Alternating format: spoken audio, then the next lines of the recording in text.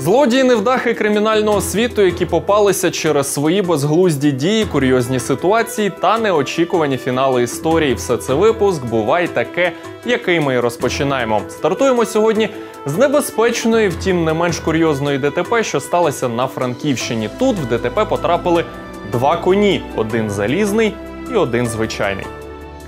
Колона мотоциклістів їхала на відпочинок до Яремчі. Один з компаній вирішив змінити своє місце в колоні і додав швидкості. В результаті, коли об'їжджав товаришів, врізався в інший двоколісник, а потім ще й збив коня.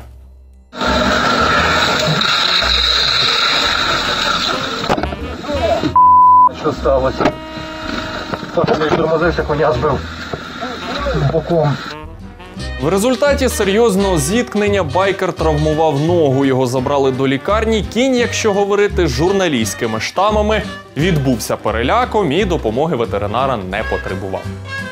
Далі розповім про ще одну дорожню перипетію. Сталося все у Сумах. Водії та пішоходи на перетині вулиць Першотравневої та Чорновола спостерігали досить кумедну картину. Майже голий чоловік видерся на капот машини і міцно там облаштувався. При цьому водій машини був явно не в курсі, що це за кадр.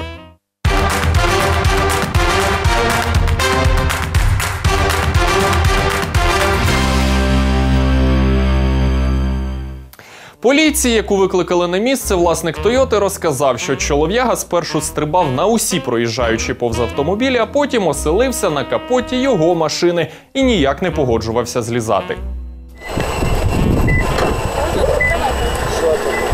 Тихо, тихо, Карин. Вставай. Злізай сюди. Патрульних неадекват також слухати не хотів, відтак довелося використовувати силу. Що таке? Что такая разница? Что такое? Тихо. Тихо, подожди. На землю! На землю! Вже в кайданках затриманий заспокоївся. На місце патрульні викликали не лише слідчу оперативну групу, а й лікарів. Обстеження цьому пану точно потрібне.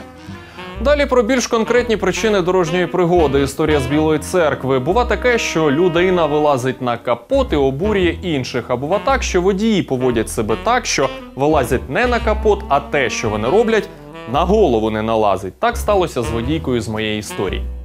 Жінку зупинили через те, що вона їхала, як то кажуть, з явними порушеннями. Виляла дорогою, забувала вмикати поворотники і так далі. Стандартні симптоми хмільного водія. Втім, звісно, після зупинки такі герої все заперечують. А ця пані ще й в наступ пішла, заявила, що поліцейські її домагаються. Я щось порушила. Да, керуєте транспортним засобом. Я не можу порушити, це не ви що, странні? Ваш колега на даний момент мені застібає плаття. А це хто? Це так жінка звертається до свідка, який і викликав патрульних. Чуєш?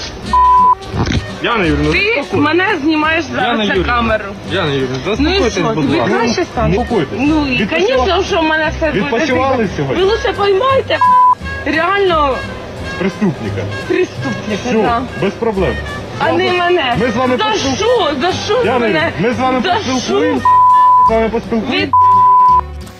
Як зручно, жінка перекладає відповідальність. Вона ж то ніби нікого не покалічила, значить можна п'яною їздити?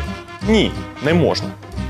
Далі розповім про допитливого киянина. Чоловік подзвонив в поліцію, заявив, що замінував один з гуртожитків, а потім просто сів на зупинку навпроти будинку і спостерігав, як працюють вибухотехніки та правоохоронці. Ось фото цього ентузіаста. Вибухівки ніякої не було, а після затримання чоловік сказав, що йому просто стало нудно і він вирішив розважитись. За розваги, як відомо, треба платити, і ціна цієї – це величезний штраф і кримінальна відповідальність за неправдиве повідомлення про замінування.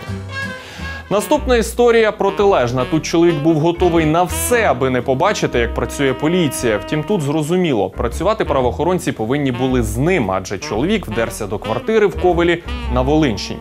Втім, як з'ясувалося, господар був вдома, крадій миттю кинувся у вікно. На секундочку, 4-й поверх. Спочатку звисав з карнизу, господар квартири навіть спробував допомогти невдасі, але той, схоже, був готовий навіть померти, аби тільки не попадатися поліції. Він вирвався з рук господаря і впав. Спочатку на надбудову над під'їздом, а потім і на землю. Неймовірно, але чоловік зміг підвестися і, шкутильгаючи, накивав п'ятами. Як бачите, життя непередбачуване, злодії, на щастя, не завжди розумні. Поліцейських можна не тільки лаяти, а наш народ завжди дасть привід на щось подивитися і з подивом сказати «так, бувай таке».